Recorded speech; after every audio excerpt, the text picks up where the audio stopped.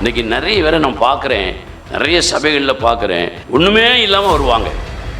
நொறுங்கி போய் உடஞ்சி வேதனையோடு இனி நமக்கு வாழ்க்கையே இல்லை அப்படின்ட்டு வருவாங்க.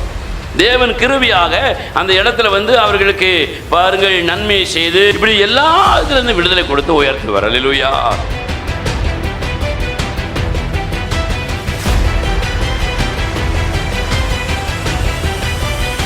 வேதம் சொல்லுது, தேவன் உங்கள் சத்துருக்களுக்கு எல்லாம் உங்களை விலக்கி ஒரு குறிப்பிட்ட இடத்துல உங்களை இளைப்பாற பண்ணும்படியாக சுகமாக வசித்திருக்க பண்ணும் பொழுது. அல்லேலூயா. வசித்திருக்க பண்ணும் பொழுதுன்னா வாழ்ந்திருக்க பண்ணும் பொழுதுன்னு அர்த்தம். அல்லேலூயா.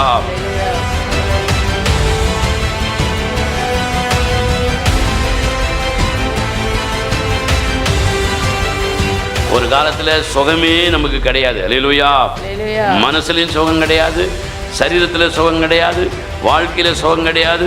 ரொம்ப பலவீனமா சோகமா வாழ்ந்துட்டு இருந்தோம். சுகமா வாழல, எப்படி வாழ்ந்துட்டு இருந்தோம்?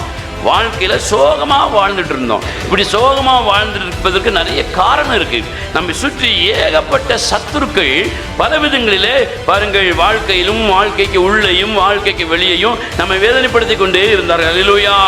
பாருங்கள், சோகமாக வாழ்ந்து கொண்டிருந்த அநேக ஜனங்களை தேவன் என்ன செய்கிறாரு? சத்துருக்களின் கையிலிருந்து விடுதலை பண்ணி விடுவித்து இப்போ என்ன செய்கிறாரு? சோகமாக ஒரு இடத்துல வசித்திருக்க பண்ணுகிறார். அல்லேலூயா.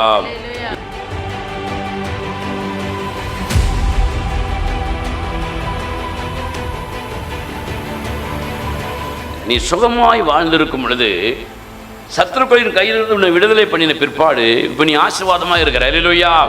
உன்னுடைய ஆசீர்வாதத்திற்கு தக்கப்படி உன்னுடைய படைப்புகள், உன்னுடைய தசமபாகங்கள், உன்னுடைய காணிக்கைகள், உன்னுடைய பொருத்தனைகள் எல்லாம் நீ கொண்டு வா. அல்லேலூயா. எங்க கொண்டு வரணும்? தேவனுடைய சபையில, தேவனுடைய சன்னிதானத்திற்கு கொண்டு வா. அல்லேலூயா. கொண்டு வந்து என்ன செய்யணும்?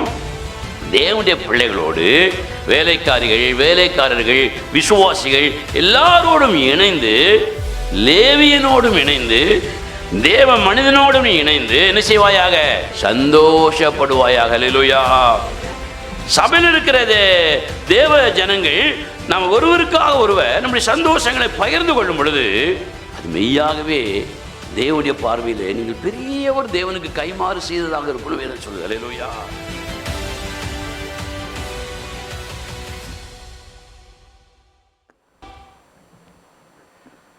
கர்த்தருடைய பரிசுத்த நாமத்திற்கு மகிமை உண்டாவதாக. ஆண்டவராகிய இயேசுவின் நாமத்தினாலே உங்களை யாரையும் வாழ்த்துகிறேன். கர்த்தர் உங்களை ஆசீர்வதிப்பாராக. அல்லேலூயா.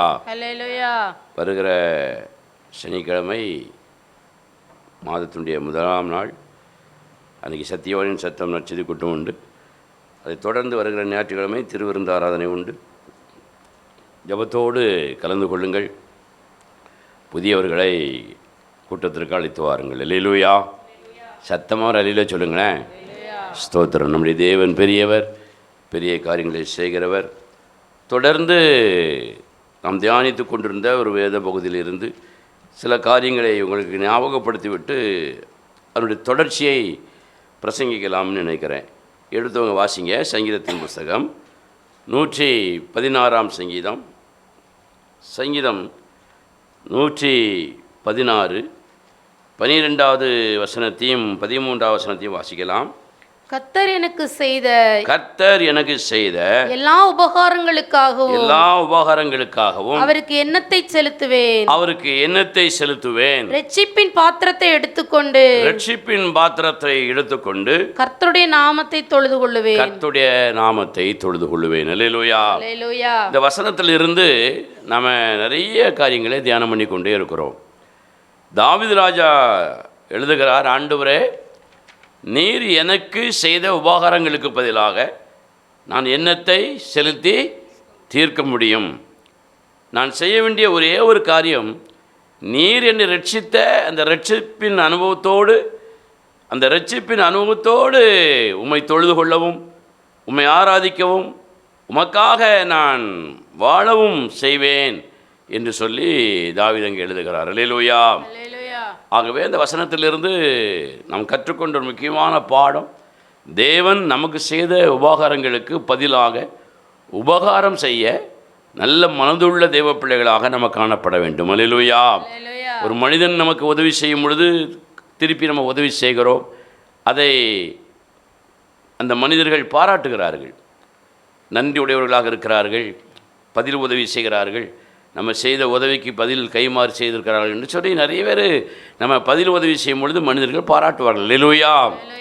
அவன் தாவீது எழுதுகிறார், இதே போல தேவனுக்கு நான் அவர் எனக்கு செய்த உபகாரங்களுக்கு பதில் உபகாரம் செய்யணும், கைமாறு செய்ய வேண்டும் என்று எழுதுகிறார். அல்லேலூயா. அப்போ இதில் கவனிக்க வேண்டிய ஒரு முக்கியமான பகுதி, தேவனுக்கு செய்ய வேண்டிய அந்த கைமாறு என்பது நாம் விரும்புகிறபடி இருக்காது, தேவன் விரும்புகிறபடி இருக்க வேண்டும். அல்லேலூயா. இப்போ நமக்கு யாராவது இந்த பண்டிகை நாட்களில் சில ருசியுள்ள உணவுகளை கொடுத்து அனுப்புவார்கள். சிலர் என்ன செய்வாங்க, உளுந்த வடையை கொடுத்து அனுப்புவாங்க, சிலர் பருப்பு வடையை கொடுப்பாங்க, சிலர் ஏதாவது என்ன சொல்கிறது அதிரசத்தை கொடுத்து அனுப்புவாங்க. அவன் அதை வாங்கி சாப்பிட்டவங்க அந்த பாத்திரத்தை வெறுமையாக அனுப்புறதுக்கு பதிலாக அவங்ககிட்ட ஏதாவது ஒரு பொருள் இருந்தால், ஒரு கேக்கோ அல்லது வேறு ஒரு ஸ்வீட்டோ சாக்லேட்டோ இருந்தால் போட்டு கொடுப்பாங்க. இப்போ இப்படி ஒரு பழக்கம் வந்துட்டு. அல்லேலூயா. என்னென்னா வாங்கி தின்னுட்டு அப்படி ஏப்பம் விட்டுறக்கூடாது, பதிலுக்கு பதில் ஏதாவது செய்ய வேண்டும் என்கிற ஒரு பழக்கம் வந்து விட்டது. நல்ல ஒரு உபகாரம் தான். அல்லேலூயா. இது அவர்கள் எதையும் ஏற்றுக்கொள்வார்கள் மனிதர்கள். ஆனால் தேவன் அவர் நமக்கு செய்த உபகாரத்திற்கு நம்ம இஷ்டத்திற்கு ஒன்று செஞ்சோம்னா அதை அவர் என்ன செய்வதில்லை, ஏற்றுக்கொள்வதில்லை. ஆகவே தான் தாவீது அநேக நேரங்களில் தேவ சமூகத்தில் ஜெபிக்கும் பொழுது, உமக்கு பிரியமானது என்ன, அதை எனக்கு போதியுமாண்டவரே என்று கேட்கிறார். அல்லேலூயா. அப்போ மனிதர்களுக்கு நமக்கு பிரியமானதை செய்யலாம், அவங்களுக்கு பிரியமானதையும் செய்யலாம், அது தவறில்லை. ஆனால் தேவனுக்கு அவர் என்ன பிரியப்படுகிறாரோ அதையே நம்ம பதில் உபகாரமாக உதவியாக செய்ய நம்ம கற்றிருக்க வேண்டும். அல்லேலூயா. அப்படி நிறைய பேர் என்ன செய்வதில்லை, கற்றுக்கொள்வதும் இல்லை, உபகாரமே செய்வதில்லை. அல்லேலூயா. நிறைய பேர் தேவன் தங்களுக்கு செய்த உபகாரங்களுக்கு பதில் உபகாரம் செய்வதே இல்லை. அநேக பேர் தேவன் தங்களுக்கு செய்த உபகாரங்களுக்கு அவர்கள் எதை விரும்புகிறார்களோ அதையே செய்வார்கள். ஒரு சிலர் மாத்திரம் தேவன் எதை விரும்புகிறாரோ அதை செய்வார்கள். அல்லேலூயா. நாமெல்லாம் தேவன் விரும்புகிறதை செய்கிற தேவப்பிள்ளைகளாக இருக்க வேண்டும்னு சொன்னேன். அல்லேலூயா. அப்படி செய்யாதவர்கள், அதை குறித்து அக்கறை இல்லாதவர்கள், மேட்டுமையான இருதயமுடையவர்கள், அவர்கள் தேவனுடைய கோபத்தை சம்பாதிக்கிற தேவஜனங்களாக இருக்கிறார்கள் என்று நான் உங்களுக்கு சொன்னேன். ஞாபகம் இருக்கும் என்று நினைக்கிறேன். அல்லேலூயா. அப்படியானால் தேவனுக்கு நம்ம செய்கிற கைமாறு என்ன அப்படிங்கிறதுக்கு ஒரு சில வசனங்களை உங்களுக்கு சுட்டி காட்டினேன். அதை மாத்திரம் கொஞ்சம் ஞாபகப்படுத்தி விட்டு தொடர்ந்து சிந்திக்கலாம். ஒரு வசனத்தை வாசிங்க. தேவனுக்கு நாம் செய்கிற முதல் கைமாறு என்ன?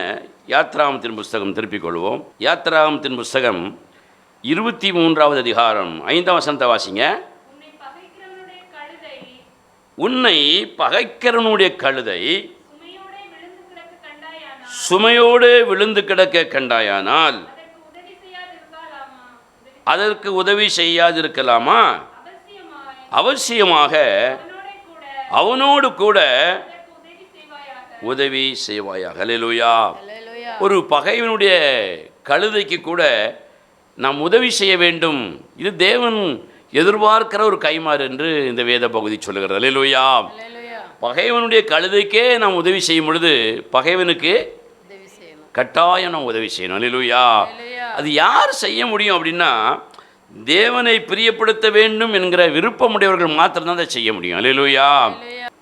தேவனை பிரியப்படுத்த வேண்டும் என்ற எண்ணம் இல்லாதவர்கள் தேவன் சொன்னாலுமே அதை என்ன செய்ய மாட்டாங்க. ஆனால் தேவனை பிரியப்படுத்த வேண்டும் என்று விரும்புகிறவர்கள் பகைவர்களாக இருந்தாலும், எதிராளிகளாக இருந்தாலும், சத்துருக்களாக இருந்தாலும் வாய்ப்பு வரும் பொழுது அவர்களுக்கு மட்டுமல்ல, அவர்களோட சம்பந்தப்பட்ட அந்த நபர்களுக்கும் கூட என்ன செய்வாங்க? உதவி செய்வார்கள். அல்லேலூயா.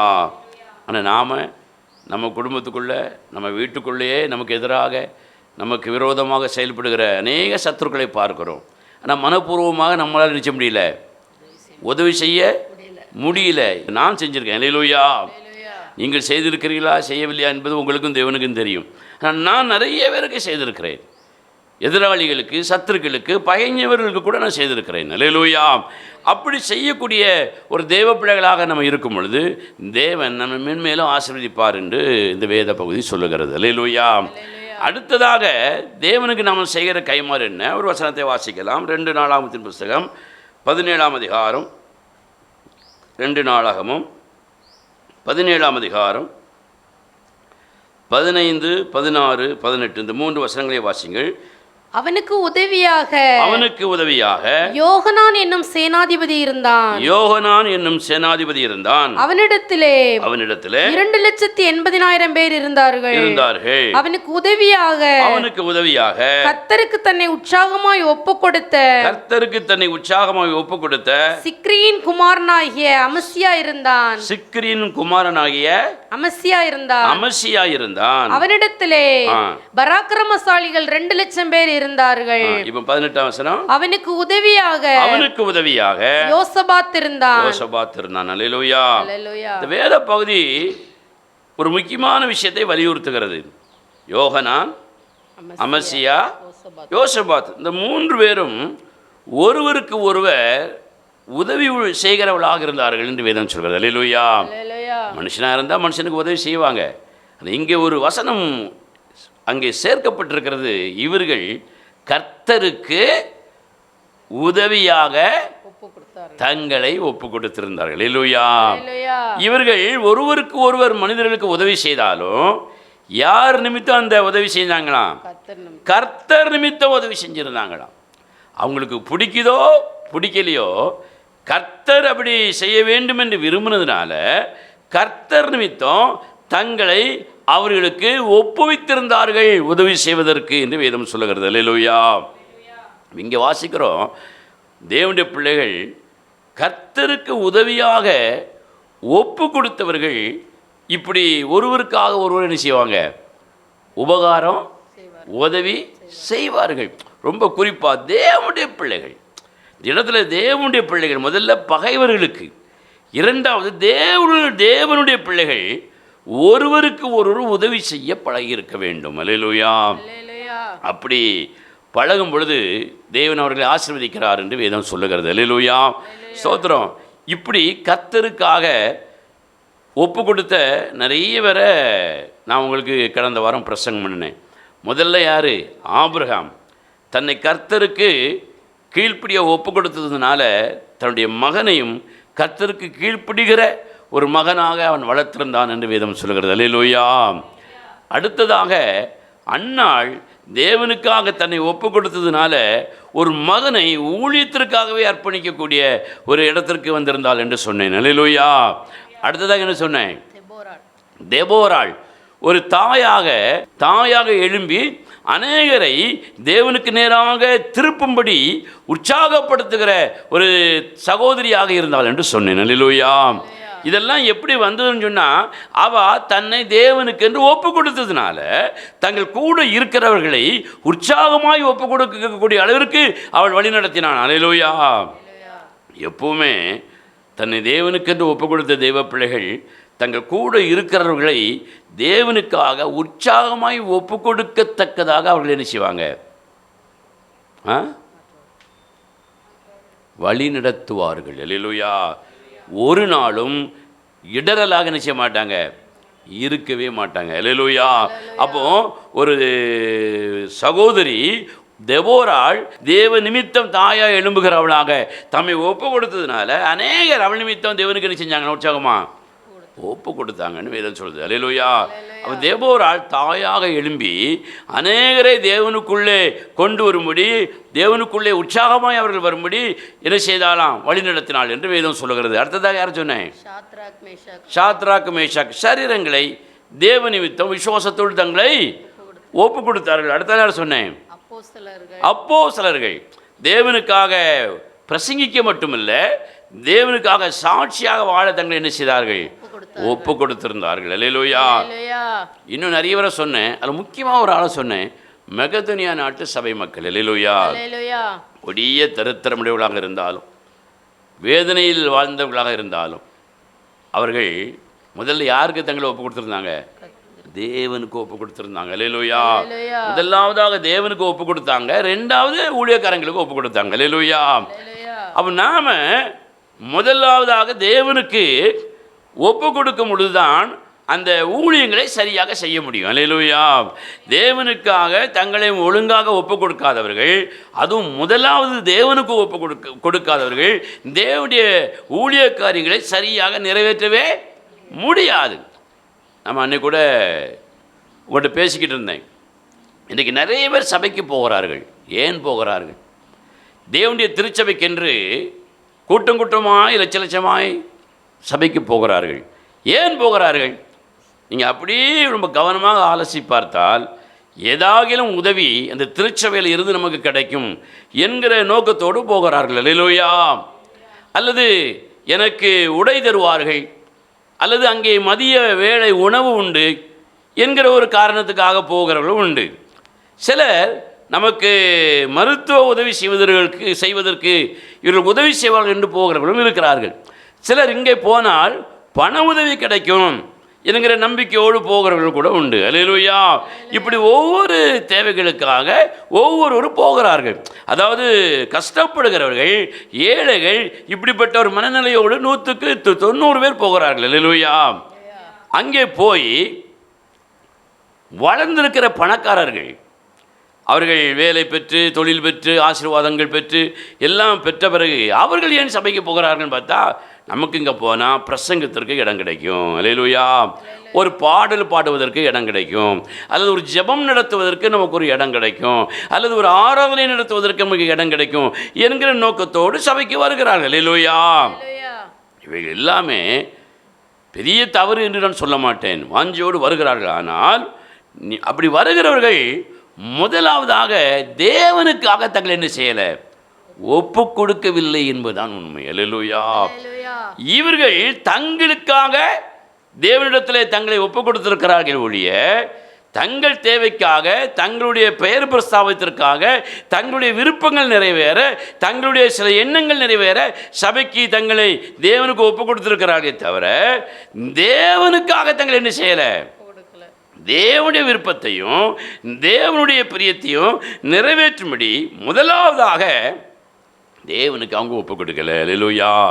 அவங்க தேவனுக்கு முதலாவதாக ஒப்பு கொடுத்திருந்தால் அவங்களுடைய வாழ்க்கை முறையை என்ன செஞ்சுருக்கும், மாறி இருக்கும். அல்லேலூயா.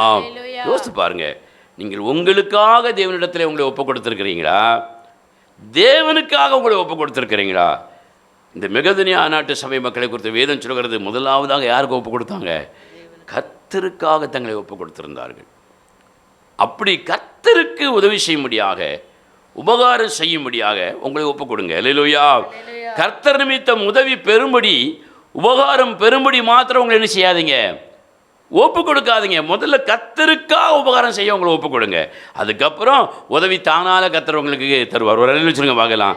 இப்படி உபகாரமாக தேவனுக்கு உதவி செய்யும்படியாக நாம் ஒருவருக்காக ஒருவர் வாழ வேண்டும் என்று இந்த வேத வசனம் சொன்னது. அல்லேலூயா. மூன்றாவதாக ஒரு காரியத்தை சொன்னேன், அதை வாசிங்க பார்க்கலாம். அதை இன்றைக்கு நம்ம தொடர்ந்து நம்ம சிந்திக்க போகிறோம். வாசிப்போம். யோசுவாவின் புஸ்தகம் திருப்பிக் கொள்வோம். யோசுவாவின் புஸ்தகம் 1ஆம் அதிகாரம் திருப்பிக் கொள்வோம். 13ஆம் வசனத்தை வாசிங்கள். 13ஆம் வசனத்தையும் 14ஆம் வசனத்தையும் 15ஆம் வசனத்தையும் வாசிங்க. கர்த்தருடைய தாசனாகிய மோசே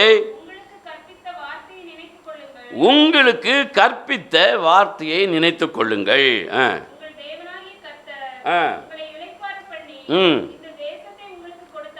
இந்த தேசத்தை உங்களுக்கு கொடுத்தாரே. அதாவது மோசே சொன்ன வார்த்தையை யோசுவா தேவ ஜனங்களுக்கு ஞாபகப்படுத்துகிறான். என்ன சொல்கிறான்? தேவன் மோசே மூலமாக உங்களுக்கு சொன்ன வார்த்தையை என்ன செய்து கொள்ளுங்கள், நினைச்சு கொள்ளுங்க, மறந்துடாதீங்க, அதை இருதயத்தில் உறுதியாக பதித்து கொள்ளுங்கள் என்று சொல்லிவிட்டு சொல்லுகிறார். தேவன் உங்களுக்கு என்ன செய்தார்? இளைப்பாற பண்ணி உங்களுக்கு தேசத்தை கொடுத்திருக்கிறார். அல்லேலூயா. தேவன் உங்களை இளைப்பாற பண்ணியிருக்கிறார். ஒரு காலத்தில் எப்படி இருந்தீங்க? இளைப்பாறுதல் இல்லாமல் இருந்தீங்க. அல்லேலூயா. சமாதானம் இல்லாமல் இருந்தீங்க, நிம்மதி இல்லாமல் இருந்தீங்க. ஒரு மகிழ்ச்சி இல்லாமல் இருந்தீங்க. அல்லேலூயா. அப்போ இன்றைக்கு ஆண்டவர் உங்களை இளைப்பாற பண்ணியிருக்கிறார், ஒரு சமாதானத்தோடு உட்கார வச்சிருக்கிறார். அல்லேலூயா. அப்போ இப்படி உட்கார வச்சிருக்கிறாரு. அப்படி உட்கார வச்சிருக்கிற நீங்கள் ஒன்று என்ன செஞ்சிடக்கூடாது, மறந்துடக்கூடாது. வாசிங்க பார்க்கலாம். யோசுவா 1:14 வாசிங்க.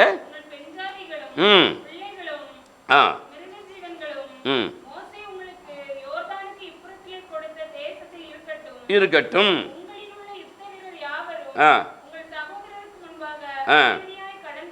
போய் கர்த்தர் உங்களைப் போல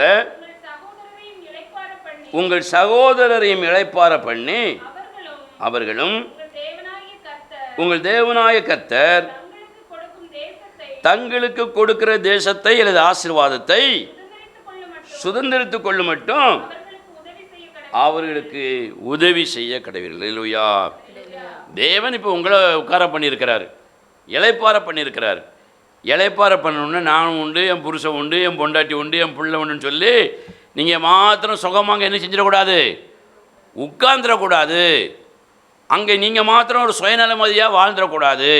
அப்போ நீங்கள் என்ன செய்யணும், உங்கள் பொண்டாட்டி பிள்ளைலாம் வீட்டில் இருக்கட்டும், அந்த தேசத்தில் வாழட்டும். ஆனால் புருஷர்களாகி நீங்கள் உங்கள் சகோதரரோடு கூட சேர்ந்து போய் யுத்தம் பண்ணுங்க. ஏன்னா உங்களுக்காக அவங்க யுத்தம் பண்ணுனா தான் அந்த இடம் உங்களுக்கு கிடைச்சிது. அங்கே அவங்க பொண்டாட்டி பிள்ளைகள் சந்தோஷம் பண்ணி செய்கிறாங்க, இன்றைக்கி இளைப்பாரி கொண்டிருக்கிறார்கள். அதனால் நீங்கள் அங்கே உட்காந்துறாங்க, உங்கள் மனைவி பிள்ளைகளும் இருக்கட்டும். நீங்கள் போய் உங்கள் சகோதரோட யுத்தம் பண்ணி மீதியான இடத்தையும் ஆசீர்வாதத்தையும் சுதந்திரத்தை கொள்ளும்படி அவங்க கூட போய் என்ன செய்யுங்க, உதவி செய்யுங்க. நீங்கள் இதை மறந்துடாதீங்க அப்படின்னு மோசே சொன்னதாக யோசுவா தேவஜனங்களுக்கு ஞாபகப்படுத்துகிறார். அல்லேலூயா. இதில் நான் ஒரு காரியத்தை உங்களுக்கு வலியுறுத்தி சொன்னேன். நீங்கள் இளைப்பாறுதல் அடையும் பொழுது, இளைப்பாறுதல் அடையாமல் இருக்கிறவங்க கூட இருக்கிறவங்களுக்கு, அதுவும் சபையில் இருக்கிற விசுவாசிகளுக்கு இளைப்பாறுதல் அடையும்படியாக நீங்கள் அவங்களுக்கு என்ன செய்யணும், உதவி செய்யணும். அல்லேலூயா. நீங்கள் எத்தனை பேர் இன்றைக்கி ஆரம்பத்தில் இருந்ததை விட இன்றைக்கு நான் ஓரளவுக்கு இளைப்பாறுதல் உள்ளவர்களாக இருக்கிறேன் என்று சொல்லக்கூட அலையில் சொல்லுங்க பார்க்கலாம். சத்தமாக தான் அலையில் சொல்லுங்களேன், இன்னும் சத்தமாக சொல்லுங்க பார்க்கலாம். அப்படி இளைப்பாறுதலோடு இருக்கிற நீங்கள் உங்கள் கூட இருக்கிற சகோதர சகோதரிகளை இளைப்பாற பண்ணுகிறீர்களா? இதுதான் என் கேள்வி. அல்லேலூயா. உங்கள் மூலமாக இந்த சகோதரி இந்த சகோதரர்கள் இளைப்பாறுகிறார்களா? அவர்களுக்கு ஏதாகிலும் நீங்கள் உதவி செய்கிறீர்களா? இது எல்லாரும் மேலுமே விழுந்த ஒரு கடமை. அல்லேலூயா. ஸ்தோத்திரம். அப்படி செய்கிறீங்களா? யோசித்து பாருங்க. அப்படி செய்யாவிட்டால் வேதம் சொல்லுகிறது அது பெரிய சாபம், அது ஒரு பெரிய பாவம் என்று வேதம் சொல்லுகிறது. அல்லேலூயா. இன்றைக்கி நிறைய பேரை நான் பார்க்குறேன், நிறைய சபைகளில் பார்க்குறேன், ஒன்றுமே இல்லாமல் வருவாங்க, நொறுங்கி போய் உடஞ்சி வேதனையோடு இனி நமக்கு வாழ்க்கையே இல்லை அப்படின்ட்டு வருவாங்க. தேவன் கிருபையாக அந்த இடத்துல அவர்களுக்கு பாருங்கள் நன்மையை செய்து பல உதவிகளை ஏற்பாடு பண்ணி கொடுத்து சுகத்த வியாதியிலிருந்து விடுதலை, குடும்ப கட்டுகளிலிருந்து விடுதலை, வேலை தொழில் சாபங்களிலிருந்து விடுதலை, இப்படி எல்லா இதுலேருந்து விடுதலை கொடுத்து உயர்த்தி வர. அல்லேலூயா. உயர்த்தின உடனே சுயமே நலவாதியாக தங்களை மாத்திரமே என்ன செய்வாங்க, காப்பாற்றிக் கொள்வதற்கு மேலும் மேலும் முயற்சி பண்ணுவாங்க. அல்லேலூயா. ஆண்டவர் சொல்கிறாரு, நீ அப்படி இருக்காத, உனக்கு அந்த ஒரு கீழ்த்தரமான மனநிலை உனக்கு நிச்சயக்கூடாது, வரக்கூடாது. நீ மாத்திரம் சுகவாசியாக அலையாத. வேதம் சொல்லுகிறது சுகவாசியாக வாழ்கிறவர்கள் உயிரோடு செத்தவர்கள் என்று வேதமே சொல்லுகிறது. ஆகவே அப்படி வாழாத. நீ இளைப்பாறுதல் அடைஞ்சிருக்கும் பொழுது உனக்கு கீழே இளைப்பாறுதல் இல்லாது இருக்கிற அந்த சகோதரனை பாரு, அந்த சகோதரியை பாரு, பேசு, ஆறுதல் சொல்லு, விசாரி, அவர்களுக்கு ஏதாகிலும் உதவி செய்ய முடியுமா என்னன்னு செய்யின்னு வேதம் சொல்லுது. அல்லேலூயா. அப்படி உதவி செய்யாதவர்கள் ஆசீர்வாதமாக தொடர்ந்து நினைச்ச முடியாது, வாழவே முடியாது. அல்லேலூயா. அப்போ வேதத்தில் பாருங்கள், நாம் இளைப்பாறுதல் அடைந்த பிறகு 100க்கு 100 அடையாட்டலும் ஒரு 50%, 60%, 75% இப்படி ஓரளவுக்கு நம்ம இளைப்பாறுதலாக இருக்கிறோம். அல்லேலூயா சொல்லுங்களேன். அவ இருக்கிற இளைப்பாறுதலில் நம்ம செய்ய வேண்டிய அந்த உதவி, மற்றவங்களை எப்படி நீங்கள் இளைப்பாற பண்ணணும், மற்றவங்களை எப்படி நீங்கள் அந்த உதவி செய்யணுங்கிறத வேதம் சில ஒழுங்குமுறைகளை சொல்லுது. அல்லேலூயா. அதை நீங்கள் வாசிக்க பார்க்கலாம். திருப்பிக் கொள்வோம். உபாகமத்தின் புஸ்தகம் திருப்பிக் கொள்ளுங்கள். உபாகமத்தின் புஸ்தகம் 12ஆம் அதிகாரம் 10ஆம் வசனத்தை வாசிங்க. உபாகமத்தின் புஸ்தகம் 12ஆம் அதிகாரம் 10ஆம் வசனம். நீங்கள் யோர்தானை கடந்து போய் உங்கள் தேவனாய கர்த்தர் உங்களுக்கு சுதந்தரிக்க கொடுக்கும் தேசத்தில் குடியேறும் பொழுது சுற்றிலும் இருக்கிற உங்கள் சத்துருக்களை எல்லாம் அவர் விலக்கி உங்களை இளைப்பாற பண்ணுகிறதினால் நீங்கள் சுகமாய் வசித்திருக்கும் போதும் பொழுது இந்த பக்கத்தை நீங்க அப்படியே வச்சிருங்க. அல்லேலூயா. வேதம் சொல்லுது, தேவன் உங்கள் சத்துருக்களுக்கு எல்லாம் உங்களை விலக்கி ஒரு குறிப்பிட்ட இடத்துல உங்களை இளைப்பாற பண்ணும்படியாக சுகமாக வசித்திருக்க பண்ணும் பொழுது. அல்லேலூயா. வசித்திருக்க பண்ணும் பொழுதுன்னா வாழ்ந்திருக்க பண்ணும் பொழுதுன்னு அர்த்தம். அல்லேலூயா. ஒரு காலத்துல சுகமே நமக்கு கிடையாது. அல்லேலூயா. மனசுலையும் சுகம் கிடையாது, சரீரத்தில் சுகம் கிடையாது, வாழ்க்கையில் சுகம் கிடையாது. ரொம்ப பலவீனமாக சோகமாக வாழ்ந்துட்டு இருந்தோம். சுகமாக வாழலை. எப்படி வாழ்ந்துட்டு இருந்தோம்? வாழ்க்கையில் சோகமாக வாழ்ந்துட்டு இருந்தோம். இப்படி சோகமாக வாழ்ந்துருப்பதற்கு நிறைய காரணம் இருக்குது. நம்ம சுற்றி ஏகப்பட்ட சத்துருக்கள் பல விதங்களிலே பாருங்கள், வாழ்க்கையிலும் வாழ்க்கைக்கு உள்ளேயும் வாழ்க்கைக்கு வெளியேயும் நம்ம வேதனைப்படுத்தி கொண்டே இருந்தார்கள். அல்லேலூயா. அதனால் சுய ஒரு வழியை தேடி போய் பல விதங்களிலே நம்ம வாழ்ந்து கெட்டு சீரழிந்து போய் இருந்தோம். அல்லேலூயா. நிம்மதியை தேடி சினிமாவுக்கு போவோம், நிம்மதியை தேடி சாராய கடைக்கு போவோம், நிம்மதியை தேடி வேறு எங்கேயாவது கோயில் குளம் இருக்கான்னு அங்கே போவோம். இப்படியே நம்ம இஷ்டத்துக்கு போவோம். அப்படி வாழ்ந்து கொண்டிருந்து அடிமையாக பாருங்கள் சோகமாக வாழ்ந்து கொண்டிருந்த அநேக ஜனங்களை தேவன் என்ன செய்கிறாரு? சத்துருக்களின் கையிலிருந்து விடுதலை பண்ணி விடுவித்து இப்போ என்ன செய்கிறாரு? சுகமாக ஒரு இடத்துல வசித்திருக்க பண்ணுகிறார். அல்லேலூயா. நீங்கெல்லாம் ஓரளவுக்கு சுகமாக இருப்பீங்க, நான் கர்த்தருக்குள்ள நம்புகிறேன். சத்தமாக சொல்லுங்க பார்க்கலாம்.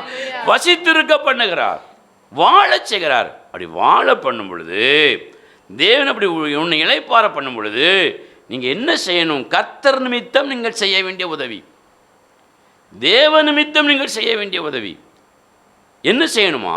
வாசிங்க. உபாகமத்தின் புஸ்தகம் 12ஆம் அதிகாரம் 11ஆம் வசனத்திலிருந்து வாசிக்க பார்க்கலாம். உங்கள் தேவனாய கர்த்தர் தமது நாமம் விளங்கும்படி தெரிந்து கொள்ளும் ஓர் இடம் உண்டாயிருக்கும். அங்கே நீங்கள் நான் உங்களுக்கு கட்டளையிட்ட யாவையும் உங்கள் சர்வாங்க தகனங்களையும் உங்கள் பலிகளையும் உங்கள் தசம பாகங்களையும் உங்கள் கை ஏறெடுத்து படைக்கும் படைப்புகளையும் நீங்கள் கர்த்தருக்கு நேர்ந்து கொள்ளும் விசேஷித்த எல்லா பொருத்தனைகளையும் கொண்டு வந்து உங்கள் தேவனாய கர்த்தருடைய சந்நிதியில் நீங்களும் உங்கள் குமாரரும் உங்கள் குமாரத்திகளும் உங்கள் வேலைக்காரரும் உங்கள் வேலைக்காரிகளும் உங்களோடு பங்கும் சுதந்திரமும் இல்லாமல் உங்கள் வாசல்களில் இருக்கிற லேவியனும் சந்தோஷப்படுவீர்களாக. அல்லேலூயா. சொல்றாரு பாருங்க, நீ சுகமாய் வாழ்ந்திருக்கும் பொழுது சத்துருக்களின் கையிலிருந்து உன்னை விடுதலை பண்ணின பிற்பாடு இப்போ நீ ஆசீர்வாதமாக இருக்கிற. அல்லேலூயா. உன்னுடைய ஆசீர்வாதத்திற்கு தக்கப்படி உன்னுடைய படைப்புகள், உன்னுடைய தசமம் வாங்கல், உன்னுடைய காணிக்கைகள், உன்னுடைய பொருத்தனைகள் எல்லாம் நீ கொண்டு வா. அல்லேலூயா. எங்கே கொண்டு வரணும்? தேவனுடைய சபையில் தேவனுடைய சன்னிதானத்திற்கு கொண்டு வா. அல்லேலூயா. கொண்டு வந்து என்ன செய்யணும்? தேவனுடைய பிள்ளைகளோடு வேலைக்காரர்கள், விசுவாசிகள் எல்லாரோடும் இணைந்து, லேவியனோடும் இணைந்து, தேவ மனிதனோடும் நீ இணைந்து என்ன செய்வாயாக? சந்தோஷப்படுவாயாக. அல்லேலூயா. நாம் தேவன் ஆசீர்வதிக்கும் பொழுது நம்ம தேவன் நம்மை வழிநடத்தின அந்த திருச்சபையையும் திருச்சபையில் உள்ள விசுவாச பிள்ளைகளையும் தேவனுடைய மனிதர்களையும் சகோதரிகளையும் நம்ம என்ன செஞ்சிடக்கூடாதான்? மறந்துடக்கூடாது. நீ சந்தோஷமாக இருக்கும் பொழுது குடும்பமாக நீ அந்த தேவ சன்னிதானத்திற்கு தேவனுடைய மனிதனோடு இணைந்து புசித்து சந்தோஷமாக இரு அப்படின்னு சொல்கிறார். அல்லேலூயா. இன்னைக்கு பாருங்க, நிறைய பேரை பார்க்குறோம் தேவனுடைய சபையில் தேவ பிள்ளைகளோடு இணைந்து தங்கள் சந்தோஷங்களை பகிர்ந்து கொள்கிற நிறைய குடும்பங்களை நான் பார்க்குறேன். அல்லேலூயா. ஆமாம், அவர்கள் ஒரு குடும்பத்தில் ஒரு நல்ல விஷயம் வருகிறது, ஒரு திருமணம் வருகிறது, ஒரு பிறந்த நாள் வருகிறது, ஒரு கல்யாண நாள் வருகிறதுன்னு சொன்னால் அது தாங்கள் எங்கே இசைந்திருக்கிறார்களோ அந்த சபையில் உள்ள தேவ மனிதனோடு விசுவாச பிள்ளைகளோடு அவர்கள் இணைந்து சந்தோஷப்படுகிறதை நான் பார்க்கிறேன். அல்லேலூயா. அந்த ஊழியக்காரனை கூப்பிடாமல் அங்கே எதையுமே நடக்காது. அல்லேலூயா. ஊழியக்காரன் ஜெபம் பண்ணாமல் எதையுமே அவர்கள் ஏற்றுக்கொள்ள மாட்டார்கள். அவ்வளோ வைராக்கியம். ஏன்னா இந்த வேத வசனத்தின் அடிப்படையில் வந்த ஒழுங்கு இது. அல்லேலூயா. அதே சமயத்தில் சிலரை பாருங்கள், நிறைய பேர் நம்முடைய சபையில் பாருங்கள், ஆஸ்வதிக்கப்பட்ட உடனே அப்படியே சபையை மறந்துடுவாங்க, சபையில் இருக்கிற தேவனுடைய பிள்ளைகளை மறந்துடுவாங்க, தேவனுடைய ஊழியக்காரனை மறந்துடுவாங்க. ஆனால் வேதம் சொல்லுது, உன்னை இழப்பார பண்ணும் பொழுது, தேவன் உன்னை சந்தோஷமாக உன்னை வாழ்ந்திருக்க செய்யும் பொழுது, நீ வசித்திருக்க செய்யும் பொழுது, நீ என்ன செய்யக்கூடாது? தேவனுடைய ஊழியக்காரனையும் மறந்துடக்கூடாது. நீ போகிற சபையினுடைய விசுவாச பிள்ளைகளையும் அந்த சகோதர சகோதரிகளையும் நீ மறந்துடக்கூடாது. உனக்கு வருகிற வருமானங்களை எல்லாம் நீ மனதார ஒரு தீர்மானம் பண்ணி சபையில் போய் விருந்து பண்ணி இங்கே எல்லாரும் சந்தோஷப்படுவீர்களாக. அல்லேலூயா. இன்னொரு சில இடம் இருக்குது, ஊழியக்காரனை மட்டும் விட்டுருவான், அவங்க எல்லோரும் கூடி சந்தோஷப்பட்டுக்கிட்டே இருப்பாங்க. ஊழியக்காரனை மறந்துடுவாங்க. அடுத்தவங்க மறக்கட்டும். ஆனால் ரட்சிக்கப்பட்டு தேவனால் வழி நடத்தப்பட்ட அந்த தேவனுடைய பிள்ளைகள் நிறைய பேர் தேவனுடைய ஊழியக்காரன் என்ன செஞ்சிருவாங்க? மறந்துடுவாங்க. அதைத்தான் வேறு இன்னொரு இடத்துல அதே வசனத்தில் சொல்லுது பாருங்கள். உபாகமம் 12ஆம் அதிகாரம் அந்த 19ஆம் வசனத்தை வாசிங்க. நீ உன் தேசத்தில் இருக்கும் நாளெல்லாம், நீ உன் தேசத்தில் இருக்கிற நாளெல்லாம் லேவியனை கைவிடாதபடிக்கு எச்சரிக்கையாயிரு. லேவியனை கைவிடாதபடி எச்சரிக்கையாயிருன்னு ஒரு எச்சரிப்பை போடுறார் ஆண்டவர். அல்லேலூயா. லேவியனை கைவிடவே கூடாது. ஏன்னா அவனுக்கு முதல்ல தேவன் சுதந்திரம், ரெண்டாவது நீங்கள் தான் அவனுக்கு சுதந்திரம். அல்லேலூயா.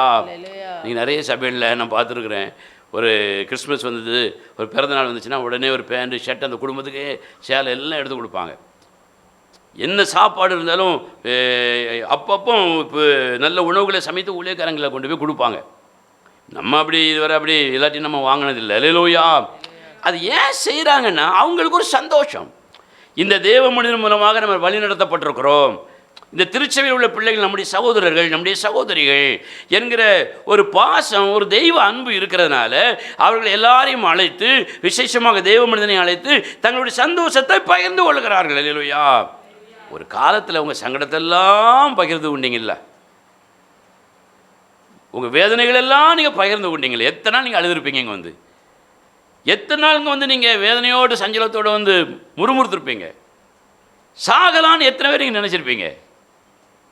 சங்கடத்தெல்லாம் பகிர்ந்து கொண்டு நீங்கள் உங்கள் சந்தோஷத்தை, நீங்கள் இளைப்பாறு நீங்கள் சந்தோஷத்தோடு வாழ்ந்து கொண்டிருக்கிற இந்த காலத்தில் தேவ பிள்ளைகளோடு, தேவ மனுஷனோடு, தேவ சபையோடு நீங்கள் பகிர்ந்து கொள்ளாவிட்டால் அது எவ்வளோ பெரிய ஒரு தவறு என்று வேதம் சொல்லுகிறது பாருங்கள். யோசிங்க. அல்லேலூயா.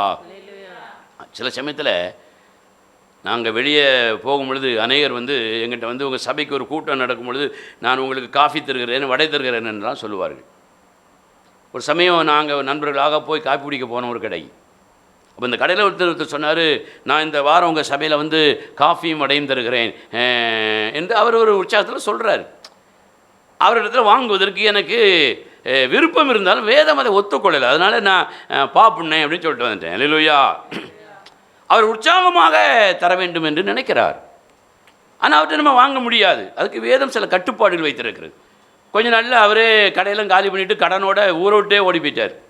இப்போ அவர்கிட்ட ஒரு காப்பியும் ஒரு வடையும் வாங்கி தின்னுனோம்னா இன்றைக்கி வரைக்கும் என்ன செய்யாது? அது ஜீரணமாகாது. அல்லேலூயா. ஆனால் ஒரு தேவனுடைய பிள்ளைகள், சபையில் இருக்கிற தேவ ஜனங்கள் நாம் ஒருவருக்காக ஒருவர் நம்முடைய சந்தோஷங்களை பகிர்ந்து கொள்ளும் பொழுது அது மெய்யாகவே தேவனுடைய பார்வையில் நீங்கள் பெரிய ஒரு தேவனுக்கு கைமாறு செய்ததாக இருக்கணும் வேதம் சொல்லுது. அல்லேலூயா.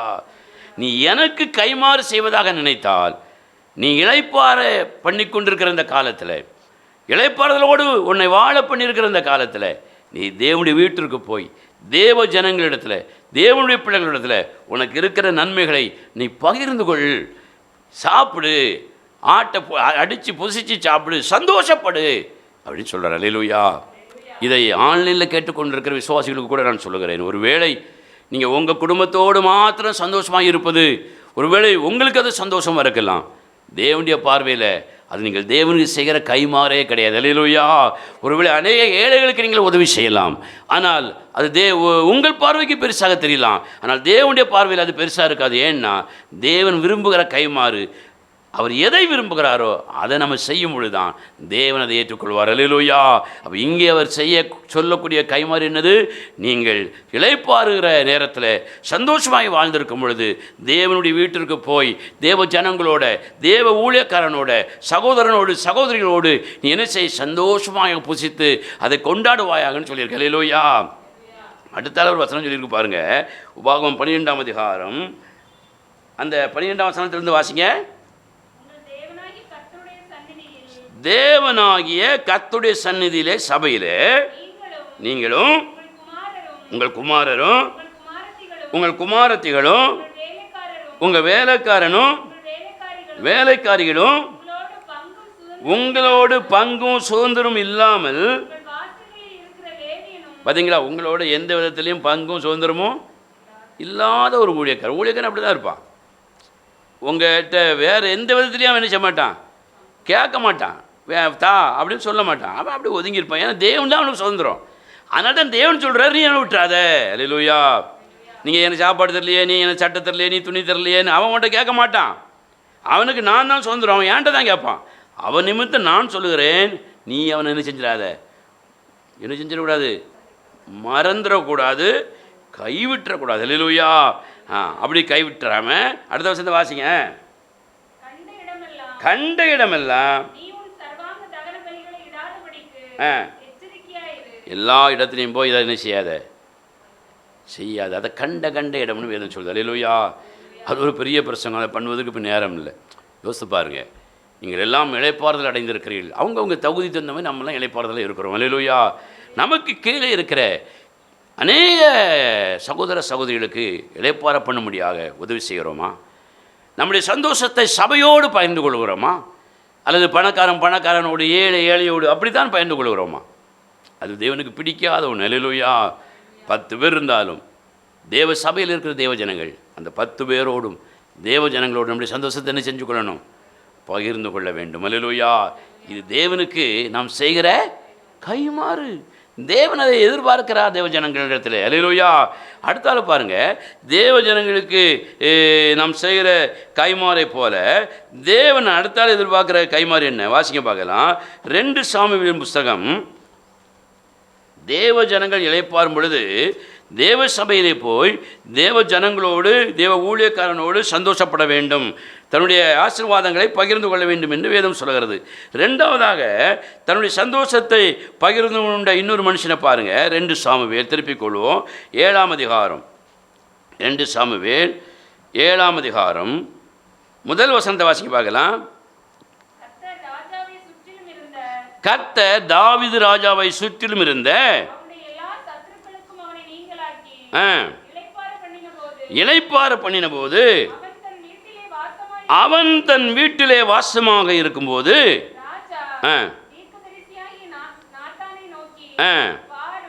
வாரும் வாசம் பண்ணும் பொழுது ஸ்தோத்திரம். அல்லேலூயா. தாவீதுனுடைய ஆரம்பம் எப்படி இருந்தது? ஆடு மேய்க்கிறதா இருந்தது. அல்லேலூயா. அப்படிப்பட்ட தாவீது எப்படி ஆயிட்டான்? அரசன் ஆயிட்டான். அல்லேலூயா. வீட்டில் உட்கார்ந்துருக்கணும் அப்படியே யோசிக்கிறான். ஆடு மேய்ச்சிட்டு இருந்த என்ன ஆண்டவர் அரசனாக்கி இன்னைக்கு குடும்பம், மனைவி, பிள்ளைகள், பதவி, பணம், செல்வம், அதிகாரம் என்று வைத்திருக்கிறாருன்னு யோசிக்கிறான். யோசிச்சுட்டு இருக்கும்போது அன்றைக்கு இந்த தேவனுடைய பெட்டி திரைச்சிலைக்குள்ளே இருந்தது. அல்லேலூயா. தேவனுடைய பெட்டி எதுக்குள்ளே வச்சுருப்பாங்க? 4 பக்கமும் வந்து திரையை போட்டு மூடி அதில் வச்சுருப்பாங்க. அல்லேலூயா. அப்படி தான் அந்த தேவனுடைய உடன்படிக்கை பெட்டி இருந்தது. யோசிக்கிறான், நாம் பெரிய பங்களாவில் அரண்மனையில் இருக்கிறோம், ஆனால் தேவனுடைய பெட்டி இப்படி இருக்கிறதே அப்படின்னு சொல்லி தீர்க்கதரிசியை கூப்பிட்டு ஒரு ஆலோசனை கேட்குறான். அல்லேலூயா. அவன் தேவனுக்கென்று ஒரு ஆலயத்தை, ஒரு வீட்டை கட்ட வேண்டும் என்கிற விருப்பமுடையவனாக தேவமனிடத்தில் தாவீது கேட்கிறான். அல்லேலூயா. ஒருவேளை தேவன் அவனை ஆலயம் கட்டுவதற்கு விரும்பாவிட்டால் அவன் மகனை கொண்டு ஒரு பெரிய தேவாலயத்தை கட்டினார். அல்லேலூயா. ஸ்தோத்திரம். இதில் நம்ம அறிந்து கொள்ள வேண்டிய விஷயம் என்னென்னா, தேவன் நம்மை இளைப்பாற பண்ணும் பொழுது, நம்முடைய வீட்டிலே தேவன் நம்மை சந்தோஷமாக வைத்திருக்கும் பொழுது தேவனுடைய வீடு எப்படி இருக்குங்கிற கவலை வரணும். அல்லேலூயா. எனக்கு ஆண்டவரின் நல்ல வீட்டை தந்துட்டார். 1 வீடு, 2 வீடு, 3 வீடு, 10 வீடுன்னு தந்துட்டார். 10 வீடு வந்த பிறகு, அதாவது தேவனுக்கு ஒரு வீட்டை நம்ம கட்டணும், தேவனுடைய வீட்டை குறித்து நம்ம யோசிக்கணும், தேவனுடைய வீட்டை குறித்து நம்ம சிந்திக்கணும். ஏனென்றால் எனக்கு இன்றைக்கு எல்லா சௌந்தரியத்தையும் வீட்டையும் ஆசீர்வாதத்தையும் இருப்பிடத்தையும் தந்தவர் அவருக்கு ஏதாவது செய்யணும், பெருசாக செய்யணும் அப்படின்னு யார் யோசித்தா? தாவீது ராஜா யோசித்தான். அல்லேலூயா. யோசித்து பாருங்க, நீங்கள் தேவனுக்காக எதை செய்திருக்கிறீர்கள்? ஒரு 10,000 ரூபா, ஒரு 1 லட்சம், ஒரு 50 நேரம் காணிக்க கொடுத்துட்டா போதுமா? தேவனுக்கு அது போதுமா? நீங்கள் சுகமாய் வசித்திருக்கும் பொழுது, இன்றைக்கெல்லாம் நிறைய பேரை பார்க்குறேன், 10 வீடு 20 வீடு, 10 பங்களா 20 பங்களா, அங்கே இடம் இங்கே இடம், எல்லா இடமும் இருக்குது. ரைட், சந்தோஷம். தேவனுக்காக ஆடு மேய்த்து கொண்டிருந்த நம்ம இன்றைக்கி அரசனாக்கின தேவனுக்காக என்ன செய்கிறீர்கள்? மனைவிக்கு செய்யுங்க, பிள்ளைகளுக்கு செய்யுங்க, குடும்பத்துக்கு செய்யுங்க, வீடை கட்டுங்க, 2 வீடு கட்டுங்க, 3 வீடை கட்டுங்க. தேவனுக்காக உங்களுக்கு மாத்திரமே நீங்கள் செய்து கொண்டிருந்தால் தேவன் அதை ஏற்றுக்கொள்வாரா? ஏற்றுக்கொள்ளவே மாட்டார். அப்போ தேவன் நம்மை ஆசீர்வதிக்கும் பொழுது தாவீதை போல ஒரு பெருந்தன்மையான இருதயம் நமக்கு வரணும். அல்லேலூயா. எனக்கு, என் பிள்ளைகளுக்கு, என் பொண்டாட்டிக்கு, என் பேரனுக்கு, என் பேத்திக்கு, பூட்டனுக்கு மாத்திரம் நம்ம வாழ்ந்துட்டோம்னு சொன்னால் நம்ம வாழ்க்கையில் என்ன இருக்காது? சமாதானம் இல்லாமல் போயிடும். அல்லேலூயா. யோசித்து பாருங்கள், தாவீது பெரிய ஒரு அரண்மனையில் வாசமாக இருக்கும் பொழுது தேவனுடைய வீட்டை குறித்து அக்கறை இருந்தது. அல்லேலூயா. அது திறக்குள்ளே கிடக்குதே, அது சும்மா ஒரு துணிக்குள்ளே கிடக்குதுன்னு யோசித்தான். அல்லேலூயா. நமக்கு பெரிய அளவில் நம்ம எப்பவுமே தேவாலயம் கட்டணும்னு பெருசாக ஆசைப்பட்டது கிடையாது. ஆனாலும் அந்த விருப்பம் யாருக்கும் இதுவரை என்ன செய்யலை, வரலை. கேட்டால் சொல்லுவீங்க, என்கிட்ட இல்லைம்பீங்க. இருந்தாலும் விருப்பம் செய்யாது, இருக்காது. ஒரு அல்லேலூயா சொல்லுங்க பார்க்கலாம். ஆனால் தாவீது அந்த எண்ணத்தை சிறு வயதிலே உடையவனாக இருந்ததுனால தேவன் ஆசீர்வதிச்சார். அல்லேலூயா. அதனால் அவன் வாழ்க்கை பெரிய ஒரு ஆசீர்வாதமாக நமக்கு ஒரு பாடமாக இருக்குது. யோசித்து பாருங்கள், நீங்கள் இளைப்பாறும் பொழுது தேவனுடைய வீட்டை குறித்து ஒரு கரிசனையாவது உங்களுக்கு வரட்டும். அல்லேலூயா. ஆமாம், தேவனுடைய வீட்டை குறித்து ஒரு கரிசனை உங்களுக்கு வரட்டும். நான் தேவனுடைய வீட்டிற்கு என்ன செய்யணும்? தீர்க்கதரிசியை கூப்பிட்டு கேட்குறான். நீங்கள் கூப்பிட்டு கேட்டிங்கன்னா நான் சொல்லிடுவேன். அல்லேலூயா. நானாக கூப்பிட்டு கேட்குறது நல்ல இல்லைல்ல. அதனால தான் இது வரைக்கும் நான் அதை சொல்கிறதே இல்லை. அல்லேலூயா. இப்போ இந்த பிரசங்கம் நான் எடுக்கும்போது வந்ததுனால சொல்கிறேன். நீங்கள் கூப்பிட்டு நான் தேவனுடைய வீட்டிற்கு ஏதாவது செய்ய விரும்புகிறேன், அல்லது ஒரு இடம் வாங்கி ஒரு ஆலயம் கட்ட விரும்புகிறேன், அல்லது இதற்கு ஒரு 2 கோடி தர விரும்புகிறேன், ஒரு இடத்தை வாங்கி கட்டுவோமா, இப்படி சொல்லக்கூடியவர்கள் என்கிட்ட வந்தால் கட்டாயம் நான் அவங்களுக்கு பதில் சொல்லுவேன். அல்லேலூயா. ஆமாம், உங்களுக்கு வேண்டிய வேலை எல்லாமே இந்த ஊழியத்தில் இருக்குது. ஒரு அல்லேலூயா சொல்லுங்க பார்க்கலாம். ஸ்தோத்திரம். அவங்கவுங்க தகுதிக்கு தக்க வேலை இந்த ஊழியத்தில் இருக்குது. யாருக்குமே இல்லைன்னு சொல்லக்கூடிய வேலை இங்கே இல்லை, எல்லாருக்குமே வேலை இருக்குது. ஒரு அல்லேலூயா சொல்லுங்க. தேவனுடைய வீட்டை குறித்து கரிசனைப்படக்கூடிய தாவீதை போல நம்ம வாழ்க்கையில் செய்யணும், இருக்கணும். இது தேவனுக்காக நாம் செய்கிற கைமாறு. நீங்கள் செல்வகுமாருக்காகவோ சபையில் விசுவாசிகளுக்காகவோ உங்கள் பெருமைக்காகவோ செய்யக்கூடியது இல்லை, தேவனுக்காக செய்கிற கைமாறு. அல்லேலூயா. நாம் நம்முடைய தேவைகளுக்காக மாத்திரம் தேவனுடைய ஆலயத்திற்கு போவதல்ல, தேவனுடைய தேவைகளுக்காக மாத்திரம் ஆலயத்துக்கு போவது இன்னொரு பக்கம் இருக்குது. அல்லேலூயா. நம்முடைய தேவைகளுக்காக மாத்திரம் நம்மை ஒப்பு கொடுத்து சபைக்கு போவதில்லை, தேவனுக்காக வாழ்வதற்கே நம்ம ஒப்பு கொடுத்து சபைக்கு போவது இன்னொரு வாழ்க்கை. ஒரு அல்லேலூயா பார்க்கலாம். வாழ்க்கையை சரிப்படுத்திக் கொள்ளுங்க. அப்போ முதல்ல நம்ம சந்தோஷத்தை தேவ ஜனங்களோடு என்ன செய்யணும்? பகிர்ந்து கொள்ளணும். அல்லேலூயா. ஒரு மிச்சர் வாங்கி கொடுத்தாலும் 10 பேர் சேர்ந்து என்ன செய்வோம்? சாப்பிடுவோம். அல்லேலூயா. ஆமாம், ஒரு கடலை மிட்டாய் வாங்கி கொடுத்தாலும் 10 பேர் சேர்ந்து என்ன செய்வோம்? ஒத்தையும் சத்தியமாக தின்னுட்டு போகுதுக்கு என்ன செய்யாதீங்க, அலையாதீங்க. அல்லேலூயா. அது தேவனுக்கு பிரியமானது அல்ல. அதான் சொல்கிறாரு, உன் பிள்ளைய கூட்டுவா, உன் மகனை கூட்டுவா, மனைவி கூட்டுவா, வேலைக்காரனை கூட்டுவா, வேலைக்காரியை கூட்டுவா, சபையில் உள்ள எல்லாரையும் கூப்பிடு, ஊழியக்காரனையும் கூப்பிடு, சந்தோஷப்படுப்பா. நான் அதுக்கு தானப்பா உனக்கு தந்திருக்கேன், நீ மாத்திரம் வாழ்கிறதுக்காக நான் உனக்கு தரேன். அல்லேலூயா. இது தேவனுடைய விருப்பம், தேவன் விரும்புகிற கைமாறு. அல்லேலூயா. நீங்கள் விரும்புகிற கைமாறு வேறு, தேவன் விரும்புகிற கைமாறு வேறு. அல்லேலூயா. இப்போ நம்ம தேவன் எதை விரும்புகிறாரோ அவருக்கு கைமாறு என்ன செய்ய வேண்டும் என்பதை பற்றி தான் தியானம் பண்ணிட்டு வரோம். அல்லேலூயா. அப்போ இது ஒரு கைமாறு. அடுத்த சொல்லுவோம், நான் சந்தோஷமாக பெரிய வீட்டில் இருக்கும் பொழுது தேவனுடைய ஆலயத்தை குறித்து தேவனுடைய வீட்டை குறித்து ஒரு அக்கறை வரணும். அல்லேலூயா. சும்மா வந்தோம் போகணும்னு நினைச்சக்கூடாது, இருக்கக்கூடாது. அல்லேலூயா. அடுத்ததை பாருங்கள், தேவனுக்காக செய்யக்கூடிய கைமாறு என்ன? வாசி ஒரு வசந்த வாசிங்க. 2 தீமோத்தேயு 1 அதிகாரம் 16 வசனம். ஒநேசிப்போருவின் வீட்டாருக்கு ஒநேசிப்போருவின் வீட்டாருக்கு கர்த்தர் இரக்கம் கட்டளையிடுவாராக. கர்த்தர் இரக்கம் கட்டளையிடுவாராக. அவன் அநேகந்தரம் என்னை இளைப்பாற்றினான். அநேகந்தரம் என்னை இளைப்பாற்றினான். என் விலங்கை குறித்து அவன் வெட்கப்படவும் இல்லை. விலங்கை குறித்து அவன் வெட்கப்படவில்லை. அல்லேலூயா. அல்லேலூயா. பவுல் ஒநேசிப்போர் அப்படிங்கிற ஒரு சபையில் உள்ள ஒரு விசுவாசி. அல்லேலூயா. ஆமா, அந்த விசுவாசத்தை பத்தி எழுதுகிறார். இந்த ஒநேசிப்போர் அநேக நேரங்களில் எனக்கு என்ன செஞ்சான்? என்னை வந்து இளைப்பாறுதல் பண்ணினான், என்னை ஆறுதல் படுத்தினான், என்னை தைரியப்படுத்தினான். அவன் நான் கட்டப்பட்டிருந்த அந்த நிலைமை குறித்து என்ன செய்யலை? வெட்கப்படவில்லை. விலங்குனா சிறைச்சாலைன்னு வச்சுக்கிடுங்க.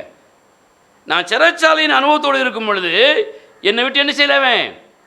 விலகி போகல. அந்த மேல உள்ள வசந்த வாசிங்க 2 தீமோத்தேயு 1:15 வசந்த வாசிங்க. ஆசியா நாட்டில் இருக்கிற யாவரும் அவர்கள் பிகல்லு எர்மெகோனே முதலாய் எல்லாரும் என்ன விட்டு என்ன செஞ்சிட்டாங்க? விலகினார்கள் என்று அறிந்திருக்கிறாய்.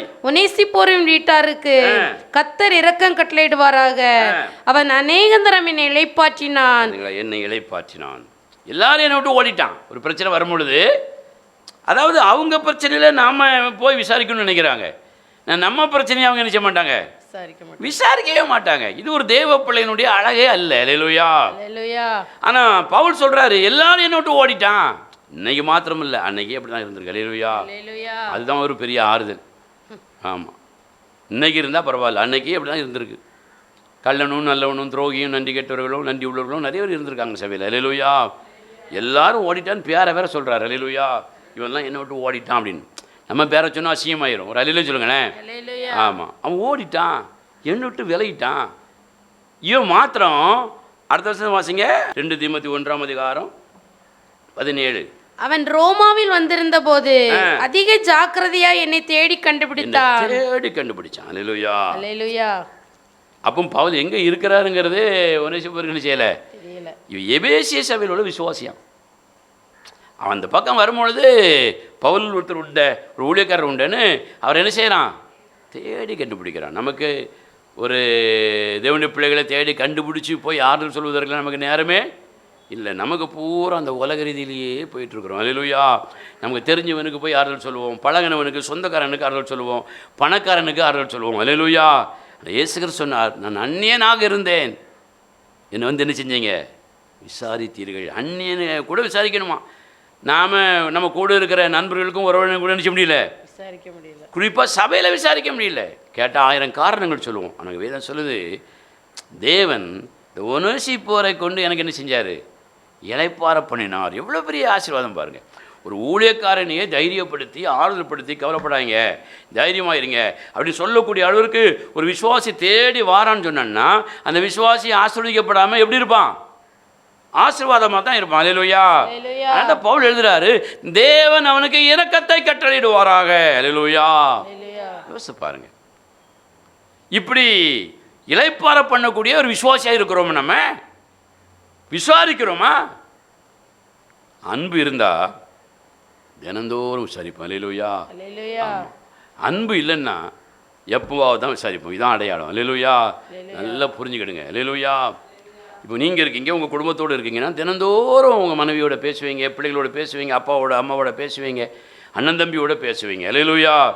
இதே போல் ஒரு சபையில் ஒரு அன்புள்ள தேவ பிள்ளைகளாக நீங்கள் இருந்தால் கண்டிப்பாக ஒருவரை என்ன செய்வீங்க? விசாரிப்பீங்க. ஒரு அல்லேலூயா சொல்லுங்களேன். நாங்கள் எல்லாம் உங்களை தினந்தோறும் விசாரிச்சாச்சு. அல்லேலூயா. ஆமாம். இப்போ நீங்கள் குடும்பத்தோடு பிள்ளைகளோடு இருக்கிறனால நாங்கள் விசாரிக்கிறதுக்கான நேரம் சரியானபடி உங்களுக்கு இருக்காது. அதனால் ஜெபம் பண்ணி கொண்டே இருக்கிறோம், அமைதியாக இருக்கிறோம். அல்லேலூயா. ஆனால் நீங்கள் ஒரு விசுவாசி, ஒரு தேவனுடைய மனிதனை கட்டாயம் என்ன செய்யணும்? ஒநேசிப்போர் விசாரித்த மாதிரி என்ன செய்யணும்? விசாரிக்கணும், கண்டுபிடிக்கணும், தேடி வரணும், ஜெபம் பண்ணணும், ஆறுதல் படுத்தணும். அல்லேலூயா. அப்படி இல்லாமல் நீங்கள் இருந்தீங்கன்னா நீங்கள் தேவனுக்கு செய்கிற கைமாற நீங்கள் செய்யலைன்னு அர்த்தம். அல்லேலூயா. அதே அதிகாரத்தில் கடைசி வசந்த வாசிக்க பார்க்கலாம். 2 தீமோத்தேயு 1:18 வசந்த வாசிங்க. அந்நாளிலே அவன் கர்த்தரிடத்தில் இரக்கத்தை கண்டடையும்படி கர்த்தர் அவனுக்கு அனுக்கிரகம் செய்வாராக. அவன் எபேசிய சபையிலே செய்த பற்பல உதவிகளையும் நீ நன்றாய் அறிந்திருக்கிறாயே. பாருங்க, எவ்வளவு அழகா பவுல் எழுதுறார் பாருங்க. எபேசிய சபையில் ஏகப்பட்ட உதவி செஞ்சுருக்கிறான். என்னையும் தேடி கண்டுபிடிச்சி என்னை இளைப்பார பண்ண முடியாது, எனக்கு ஆறுதல் சொல்ல முடியும் வந்திருக்கிறான். அல்லேலூயா. இவனுக்கு தேவன் கட்டாயம் என்ன செய்வார்? இரக்கத்தை கட்டளையிடுவார். அல்லேலூயா. உங்களுக்கு இரக்கம் வேணுமா? மனித இரக்கம் வேணுமா? தேவ இரக்கம் வேணுமா? தேவ இரக்கம் வேணும்னா தேவன் உங்களுக்கு செய்த உபகாரங்களுக்கு பதில் கைமாறாக இதை நீங்கள் செய்யுங்க. அல்லேலூயா. பகைவனுக்கு, பகைவனுடைய கழுதைக்கு உதவி செய்யுங்க. கர்த்தர் நிமித்தம் யோசேபாத்து, அமசியா, யோகனான் 3 பேரும் கர்த்தர் நிமித்தம் ஒருவருக்கு ஒரு உதவி செய்தாங்க. உலக பிரகாரமாக இல்லை. அதே போல் உதவி செய்யுங்க. 3வதாக தேவன் இளைப்பாரம் பண்ணின பிற்பாடு நீங்கள் போய் இளைப்பாறது இல்லாத அந்த சகோதரனுக்கு என்ன செய்யணுமா? உதவி செய்யுங்க. ஏன்னா அவன் உன் கூட யுத்தத்துக்கு வந்து தான் அந்த இடமும் சுதந்திரமும் உனக்கு கிடச்சிருக்கு. இன்னும் அவனுக்கு கிடைக்கிற வரைக்கும் நீ அவங்க கூட போராடு. உனக்கு கிடைச்சிட்டல அப்படி உட்காந்துடாது. அல்லேலூயா. அவன் கூட போராடு, அவனுக்கும் கிடைக்கட்டும். அதுக்கப்புறம் எல்லாரும் சேமாக உட்காந்துக்கிடுங்க. அல்லேலூயா. அப்படி சொல்லி யோசுவா மோசேஸ் சொன்னதை ஞாபகப்படுத்துகிறான். மறந்துடாத. எதை மறந்துடக்கூடாது? தேவஜனங்களோடு சந்தோஷப்படுவதை மறந்துடாத. தேவனுடைய வீட்டை குறித்து கரிசனையை விட்டுறாத, மறந்துடாத. உனக்கு மாத்திரம் வீடு சொத்து சுகம் இருந்தால் போதும்னு நினைக்காத. அல்லேலூயா. அடுத்தால ஒரு ஊழியக்காரன் கஷ்டப்படும் பொழுது விசாரி, அவன் விலங்கிடப்படும் பொழுது விசாரி, அவனை போய் ஆறுதல் படுத்து, இளைப்பார பண்ணு. அப்போ தேவன் உனக்கு என்ன செய்வார்? தம்முடைய இரக்கத்தை கட்டளையிடுவார். அல்லேலூயா. தேவன் வகுத்து இருக்கிற ஒழுங்கு. ஆகவே நாம் இளைப்பார பண்ணி கொண்டிருக்கிற இந்த காலத்தில் நம்ம தகுதிக்கு தகுந்த மாதிரி நன்றாக ஓரளவு வாழ்ந்து கொண்டிருக்கிறோம். யாரும் பிச்சை எடுக்கலை, யாரும் ரோட்டில் போய் உட்காரலை, உடை இல்லாமல் இல்லை, வீடு இல்லாமல் இல்லை, உணவு இல்லாமல் இல்லை. ஆண்டவர் ஆசீர்வாதமாக வச்சுருக்காரு. அல்லேலூயா. நம்ம தகுதிக்கு தகுந்தபடி நமக்கு கீழே இருக்கிறவங்களுக்கு என்ன செய்யணும்? தேவ பிள்ளைகளுக்கு உதவி செய்யுங்க. சபையை விசாரிங்க. குடும்பத்தோட சபையை இணைத்து கொண்டு, தேவமனிதனை இணைத்து கொண்டு என்ன செய்யணும்? சந்தோஷப்படணும். அல்லேலூயா. அப்படி சந்தோஷப்படுவது யாருக்கு நீ செய்கிற கைமாறு? தேவனுக்கு செய்கிற கைமாறு. அல்லேலூயா. அதை விட்டுட்டு நான் ஏழைக்கு கொடுத்தேன், தரத்திரனுக்கு கொடுத்தேன், சொந்தக்காரனுக்கு கொடுத்தேன், அண்ணனுக்கு கொடுத்தேன், தம்பி கொடுத்தேங்கிறதுலாம் அது வேற ஒரு போர்ஷன். அல்லேலூயா. தேவன் விரும்புகிறது இது. அல்லேலூயா. அதை நம்ம செய்வோம். தேவன் நிச்சயமாக நமக்கும் நம்முடைய குடும்பத்திற்கும் நம்முடைய பிள்ளைகளுக்கும் என்ன செய்வார்? இரக்கத்தை கட்டளையிடுவார். அப்படி எழுப்பி நிற்போம். நம்ம ஜெபம் பண்ணுவோம்.